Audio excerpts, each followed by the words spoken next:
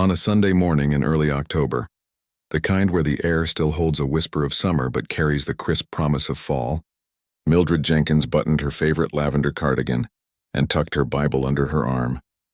She lived just 3 blocks from the church she'd attended since she was a girl, back when pews were polished by hand and sermons lasted long enough to make your legs fall asleep. At 72, her steps were slower now, but her faith hadn't dimmed a bit. If anything, it had deepened, like old wood worn smooth by time and use. The neighborhood hadn't changed much over the decades. Same oak trees arching over the sidewalk, same porch swings creaking in the breeze, same neighbors waving from their driveways as she passed. People knew her, not just as a churchgoer, but as someone who showed up. When the Johnson baby was born premature, Mildred brought meals for a month. When Mr. Ellis lost his wife, she sat with him every evening for weeks, just listening. She didn't do it for thanks. She did it because it felt right, like breathing. That morning, the sun filtered through golden leaves, casting dappled light on the pavement. She hummed Amazing Grace softly, the tune rising and falling with her breath. Her shoes tapped gently against the sidewalk, a quiet rhythm that matched the peace in her chest. She'd already prayed that morning, knees on the worn rug beside her bed, hands folded, eyes closed, but she liked to arrive early, to sit in the quiet sanctuary before the choir started tuning their voices and the children began giggling in the pews. She was just 2 houses away from the church when she heard the sharp squeal of tires. A patrol car pulled up to the curb so fast it kicked up a small cloud of dust. The door swung open, and a young officer stepped out. Tall, broad-shouldered, with a stiff posture and a look in his eyes that didn't quite match the calm of the morning. He didn't greet her, didn't nod, just stared for a second, then barked, "What are you doing here?" Mildred stopped, surprised but not afraid. "I'm on my way to church, officer," she said, her voice steady, polite. "Church?" he repeated, as if the word didn't make sense. He glanced at the building behind her, its white steeple gleaming in the sunlight. "You live around here?" "Yes, sir. Right down Elm Street." He narrowed his eyes. "You been hanging around this block long?" "No, sir. Just walking, like I do every Sunday." Something in his expression shifted. Not suspicion exactly, but something colder, dismissive, like she was an inconvenience he hadn't expected to deal with before his coffee break. "You fit the description of someone we're looking for," he said, though he didn't say who or what that someone had done. Mildred blinked. "I'm 72 years old. I've lived in this neighborhood my whole life. I go to church every Sunday at 9. Ask anybody." He didn't ask anybody. Instead, he stepped closer. "Put your hands where I can see them." Her stomach tightened, but she raised her hands slowly, still holding her Bible. "Is there a problem, officer?" "You're acting suspicious," he said, though she hadn't moved except to obey him. "Turn around," she hesitated. "I haven't done anything wrong." "Now," he snapped. The word cut through the morning quiet like a crack in glass. A few neighbors had already stepped onto their porches, sensing something off. One woman paused while watering her flowers. A man walking his dog slowed his pace, but no one spoke up, not yet. Mildred turned, heart pounding now, though she kept her breathing even. She'd seen too much in her life to panic easily, but this felt wrong in a way that went beyond misunderstanding. This felt personal, though she'd never seen this officer before. He grabbed her wrist roughly, twisting it behind her back. She gasped, more from shock than pain. "I said I haven't done anything," she said, voice rising. "Shut up," he muttered, yanking her arm higher. Then, without warning, he shoved her forward. Her shoulder hit the brick wall beside the church steps, hard enough to knock the breath from her lungs. Before she could cry out, his forearm slammed across her throat, pressing down with brutal force. Everything narrowed. The sky blurred. Her Bible clattered to the ground. She couldn't breathe, couldn't speak, couldn't even make a sound beyond a choked wheeze. Her fingers scrabbled at his arm, nails scraping fabric, but he didn't let up. His face was inches from hers, jaw clenched, eyes burning with something that wasn't duty. It was anger, control, maybe even pleasure. People were shouting now. "Leave her alone. She's an old lady." "Someone call 911. Phones came out. Cameras rolled. But the officer didn't care. He leaned in, his voice a low growl only she could hear. "You think you can just stand around like you own the place? Huh?" Tears streamed down Mildred's cheeks, not from fear alone, but from the sheer injustice of it. Here, outside the church where she'd been baptized, married, and buried her husband, here on a Sunday morning doing nothing but walking in peace, she was being treated like a threat, like less than human. Her vision started to gray at the edges. Her legs trembled. She thought of her grandchildren, of the pie she'd promised to bring to the fellowship lunch, of the hymn she'd planned to sing. Would this be how it ended? Choked against a wall by someone sworn to protect? Then, a voice, calm, deep, unshaken. Let her go, son. The pressure on her throat eased just enough for a ragged breath to slip in. She couldn't turn her head, but she heard footsteps, steady, deliberate. Not running, not yelling, just walking. The officer hesitated. This is police business, he snapped. Back off. I've seen police business, the voice replied. And this ain't it. Mildred didn't know who it was, but something in that tone, the quiet certainty, the lack of fear, made her feel for the first time in minutes that she might live to see the end of this day. And the officer? For the first time he looked uncertain. Not scared, just caught. Like a boy who'd broken something valuable and just realized someone was watching. But that's where this part ends, because what happens next isn't just about one man stepping forward.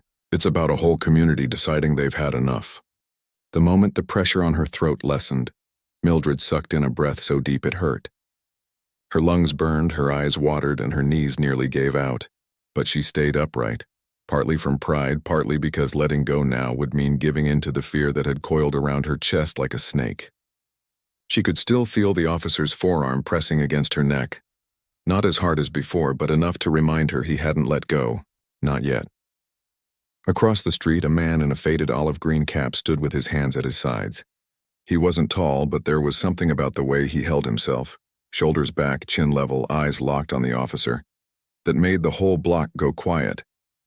He wore work boots, jeans with a patch on one knee, and a flannel shirt rolled up to the elbows, revealing forearms lined with old scars and sun-weathered skin. He didn't look like someone who picked fights, but he also didn't look like someone who backed down. You don't know what you're dealing with, the officer said, voice tight, still gripping Mildred's arm. I know exactly what I'm dealing with, the man replied. A man in uniform hurting an elderly woman outside a church on Sunday morning. That's not law enforcement. That's bullying with a badge. A few neighbors murmured in agreement. Someone shouted, he's right. Another voice added, she goes to church here every week. You ever seen her cause trouble? But the man in the cap didn't turn to acknowledge them. His focus never wavered. The officer finally released Mildred's arm, but kept his body angled between her and the growing crowd, as if trying to shield the scene from view. Mildred stumbled back a step, coughing, her hand flying to her throat. A woman from the church rushed forward and wrapped an arm around her, guiding her gently away from the wall. Mildred leaned into her, trembling but grateful, her eyes never leaving the man in the cap. Who are you? The officer demanded, stepping toward him. Just a citizen, the man said. One who served this country longer than you've been alive, and one who knows the difference between keeping order and abusing power. The officer scoffed, but there was a flicker of unease in his eyes now. He glanced at the phone, still recording, at the faces watching from porches and sidewalks. This wasn't going the way he'd expected. He'd assumed a quick scare, a show of authority, and the old woman would shuffle off quietly. Instead, he'd drawn a crowd, and a witness who didn't seem the least bit intimidated. You think you're tough because you've got a uniform? The man continued, his voice low but carrying. Real strength isn't in how hard you can push someone down. It's in how you lift them up when they're struggling. You ever try that? The officer opened his mouth to respond, but no words came out. He shifted his weight, glanced at his patrol car, then back at the man. For a second, it looked like he might lunge, not in violence, but in frustration, like a cornered animal. But then he stopped himself. He straightened his shirt, adjusted his belt, and muttered something under his breath before turning sharply and walking back to his vehicle. He didn't apologize. Didn't look at Mildred. Just got in the car, started the engine, and drove off, tires squealing again, as if speed could erase what had just happened. The street exhaled. Mildred sank onto the church steps, still clutching her throat. Her breathing was ragged but steadier now. The woman beside her rubbed her back gently. You okay, honey? She asked softly. Mildred nodded, though her eyes were distant. I couldn't understand why," she whispered. "I wasn't doing anything. I was on my way to worship." "I know," the woman said. "But some folks don't see people. They see what they want to see." The man in the cap walked over slowly, stopping a few feet away, giving her space. "You all right, ma'am?" he asked. She looked up at him, really looked. His face was lined with years, but his eyes were clear, kind but sharp, like he'd seen too much to be fooled easily. "I will be," she said. "Thank you." He nodded once, then bent down and picked up her Bible from where it had fallen. He brushed off the dust with his sleeve before handing it back. "This means a lot to you," he said, not as a question. "It's been with me since my husband passed," she said, taking it carefully, as if it might break. He didn't say anything else for a moment. Just stood there, hands in his pockets, watching the street like he expected the patrol car to come roaring back. But it didn't. A few neighbors gathered around, offering water, asking if she needed a doctor. Someone had already called an ambulance just in case. Mildred waved them off gently. "I don't need a hospital," she said.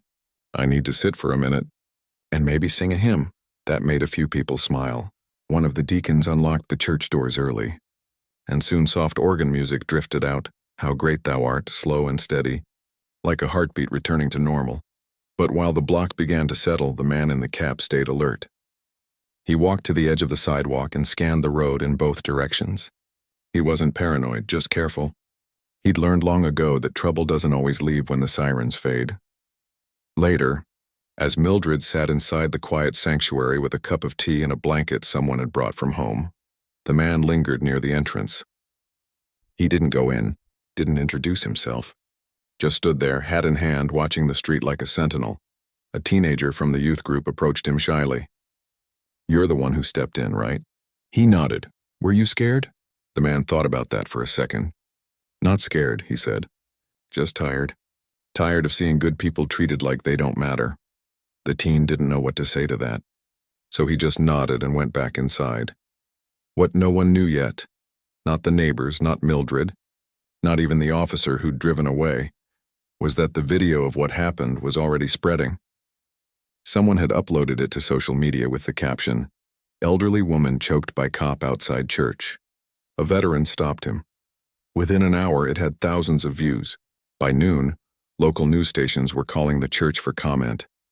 But none of that mattered to Mildred right then.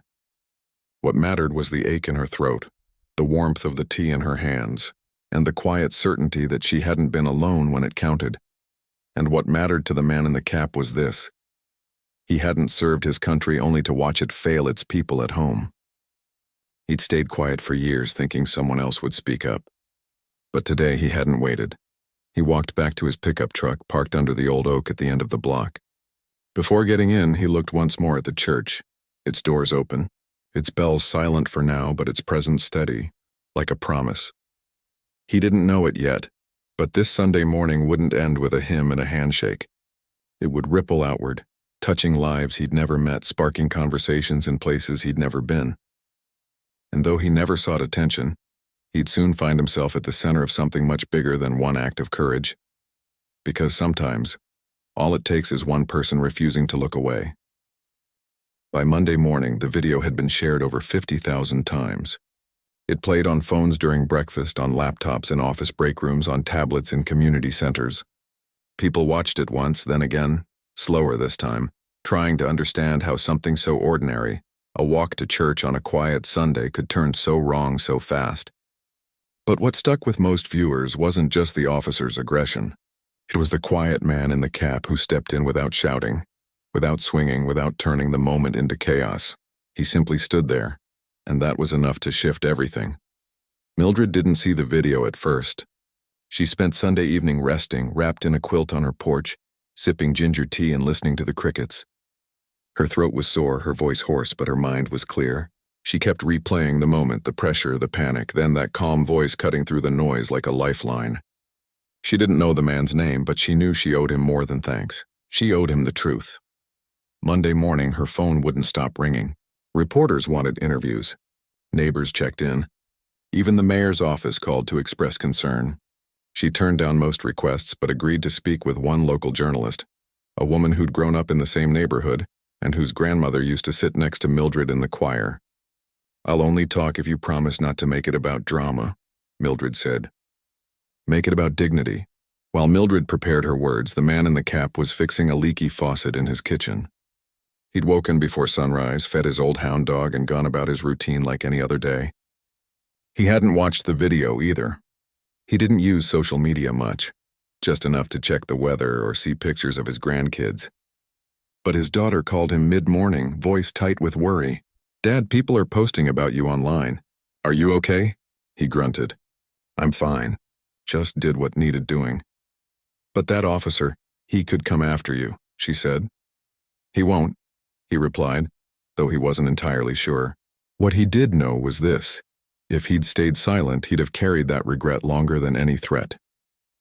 Later that afternoon, a knock came at his door.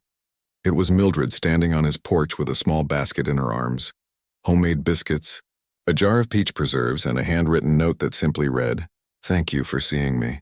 He opened the door wide, surprised but not startled. "You didn't have to come all this way," he said. "I wanted to," she replied.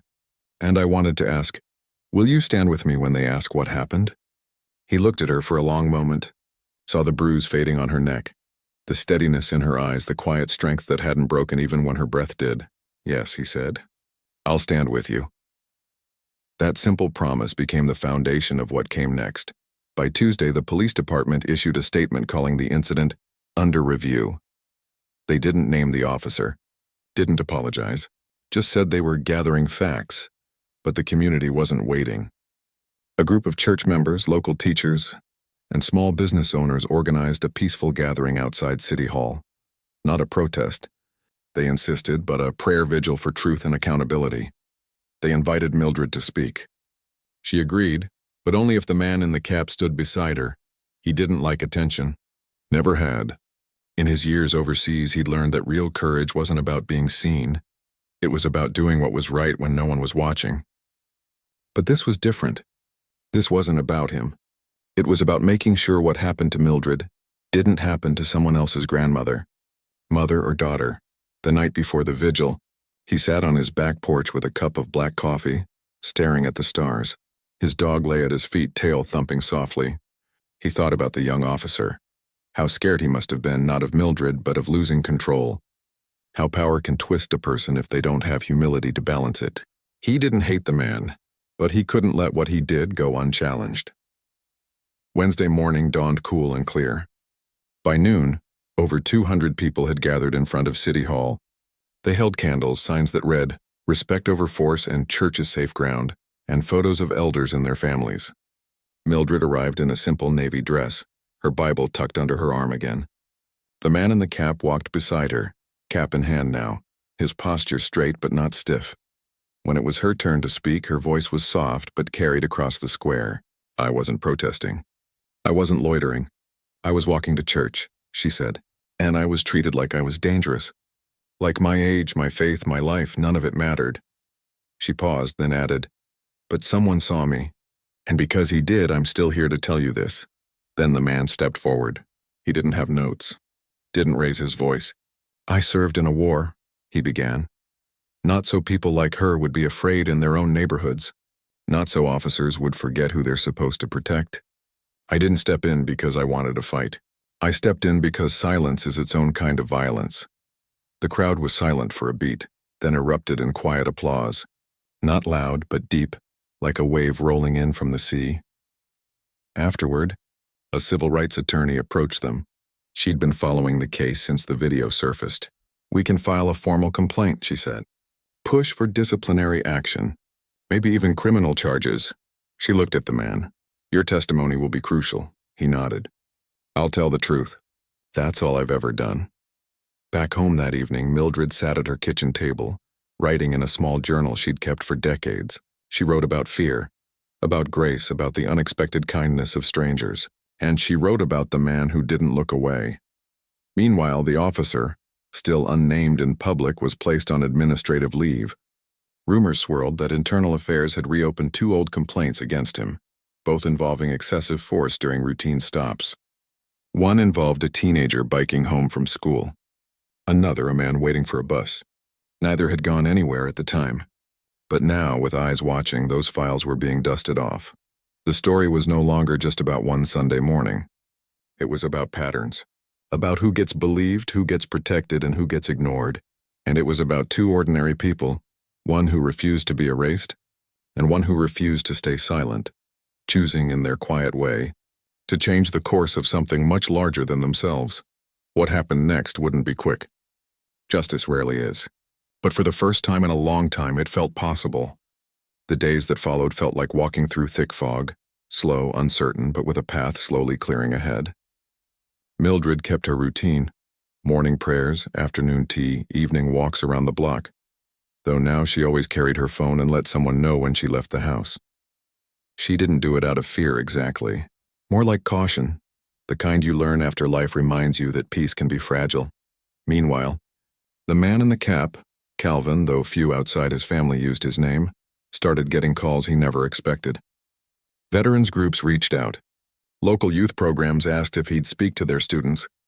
A retired teacher even invited him to sit on a panel about community courage. He turned most down, but agreed to one thing: meeting with a group of high schoolers who'd started a safety watch in their neighborhood after seeing the video. He showed up in the same flannel shirt and boots, cap tucked in his back pocket this time. The kids were nervous at first, unsure how to talk to someone who'd stood up to a cop, but Calvin didn't lecture.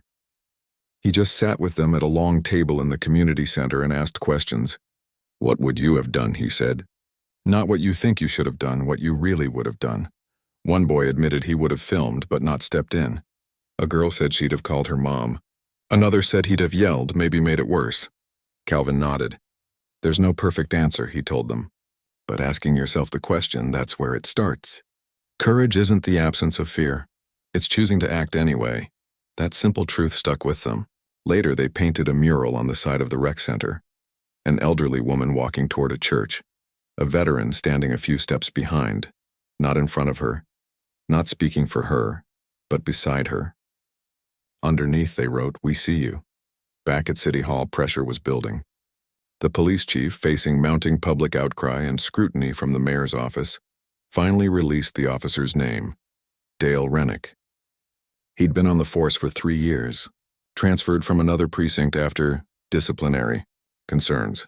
2 prior complaints, both involving aggressive stops of black residents, had been closed with no sustained findings, a phrase that now rang hollow to many.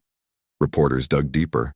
They found Rennick had never completed the department's de-escalation training, despite it being mandatory. They also learned he'd been passed over for a community liaison role months earlier, after supervisors noted his poor interpersonal judgment. None of it was illegal, but together, it painted a picture, a pattern ignored until it couldn't be. Mildred and Calvin were asked to meet with internal affairs. They sat in a plain room with folding chairs and a recording device on the table.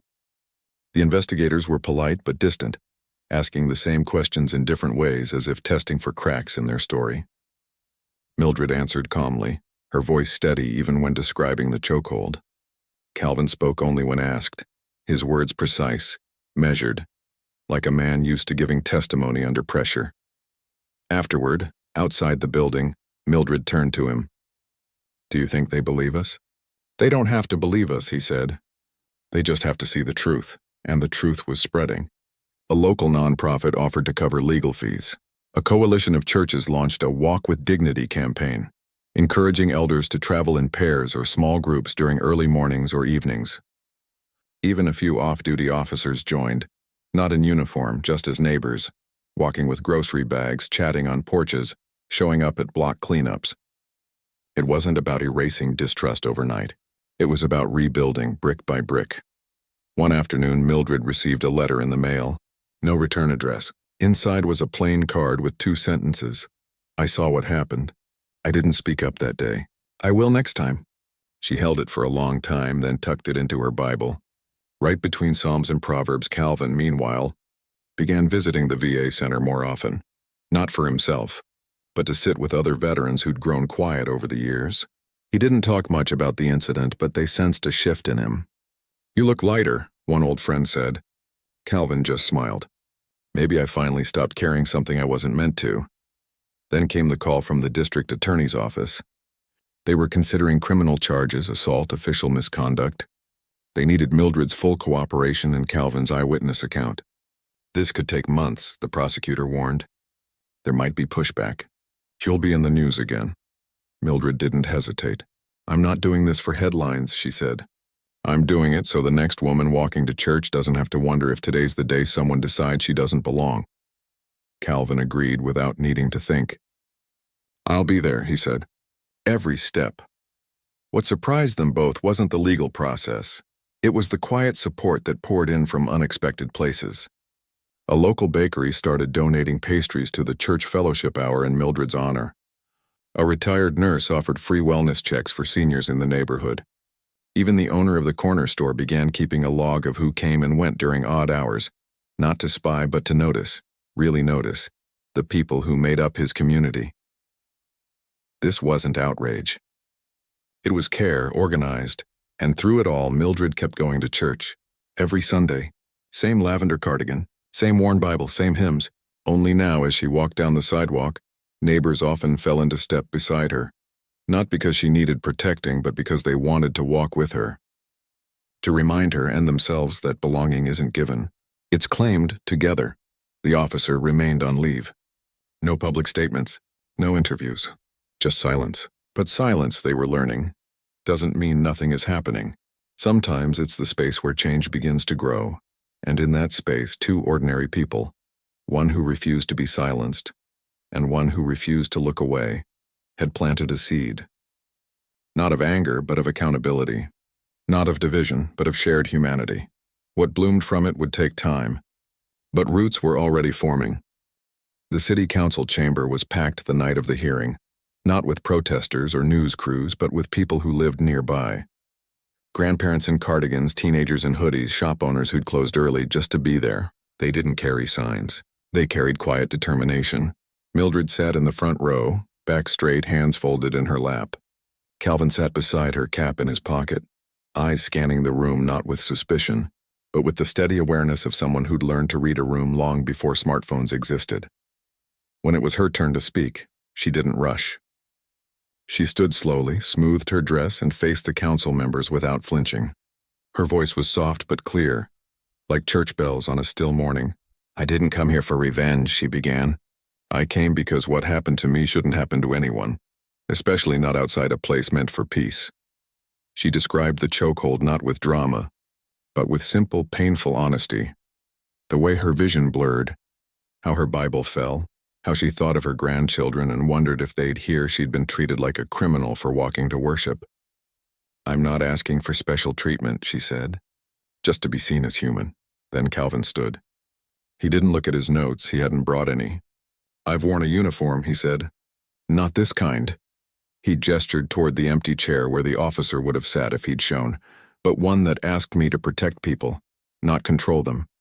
What I saw that Sunday wasn't policing. It was power without purpose. He spoke about service, about how real strength shows up in restraint, not force. And then quietly, if we don't hold people accountable when they misuse that power, we teach the next generation that it's okay. No one clapped.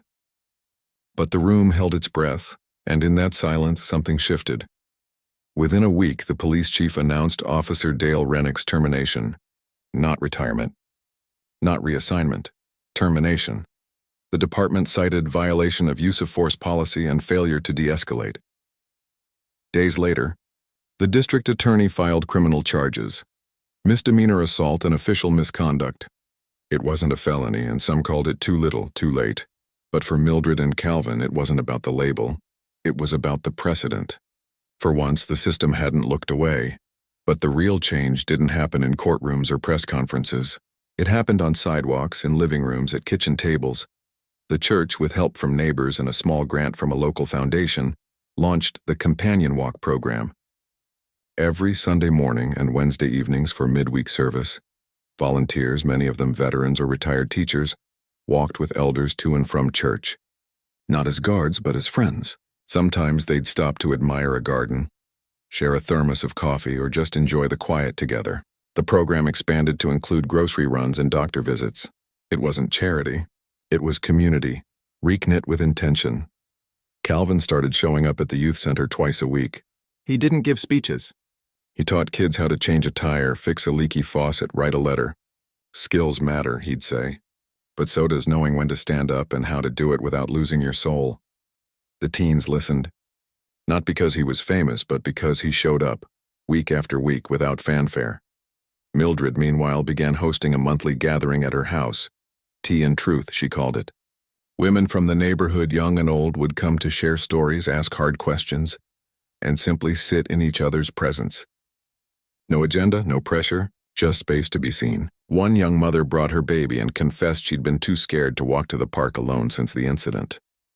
Mildred held the baby for a while, then said, "You don't have to walk alone anymore." Even the local police department began to change, slowly, carefully. A new community liaison officer was appointed, someone who actually lived in the neighborhood. De-escalation training became mandatory, with real consequences for skipping it. And for the first time, civilian oversight meetings included elders and youth representatives, not just officials. As for Rennick, he disappeared from public view. No interviews, no social media rants, just silence. Some said he moved out of state. Others heard he was working construction under a different name. But his absence spoke louder than any apology ever could.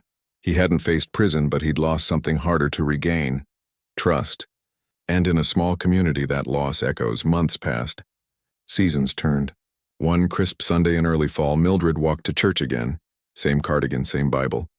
Only this time she wasn't alone. Calvin walked beside her, hands in his pockets, hat tilted against the sun. Behind them, a dozen others followed. A teenager who'd painted the mural, the woman who'd wrapped her in a blanket that awful morning, 2 off-duty officers who now volunteered with the companion walk, and a little girl holding her grandmother's hand. No one spoke much. They didn't need to. The rhythm of their footsteps on the sidewalk was enough, a quiet chorus of presence, of promise. Inside the church, the organ played softly. The pews filled, and when the pastor asked the congregation to join hands for prayer, Mildred reached for Calvin's hand without thinking. He took it, calloused palm meeting hers, steady and sure. After the service, as people lingered to chat and share pie, someone asked Mildred if she felt justice had been served. She thought for a moment, then smiled. "Justice isn't just punishment," she said. "It's healing. It's making sure no one else has to go through what I did. And that's already happening." Calvin stood nearby, watching children chase each other around the oak tree in the churchyard. A breeze rustled the leaves. Somewhere a dog barked. Life, ordinary and beautiful, went on. He didn't see himself as a hero. Never had. He'd just done what anyone should have done. But maybe that was the point. Maybe real change doesn't come from grand gestures, but from ordinary people choosing again and again to see each other and to act like it matters. And on that Sunday, walking home with the sun warm on his shoulders and the sound of laughter behind him, he finally felt at peace. Not because the fight was over, but because the right people were still in it, together.